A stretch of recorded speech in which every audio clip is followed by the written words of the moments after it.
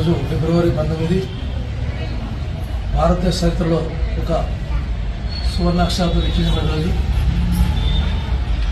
ఓటమిలేని ధీరుడు ఛత్రపతి శివాజీ గారి జయంతిని పురస్కరించుకొని మిర్యాలలోని జనహిత ఫౌండేషన్ కార్యాలయంలో వారి చిత్రపటానికి పూలమాల వేసి నివాళులర్పించి ఇక్కడ ఉన్నటువంటి పేషెంట్లకు పనుల పంపిణీ కార్యక్రమం చెప్పడం జరిగింది.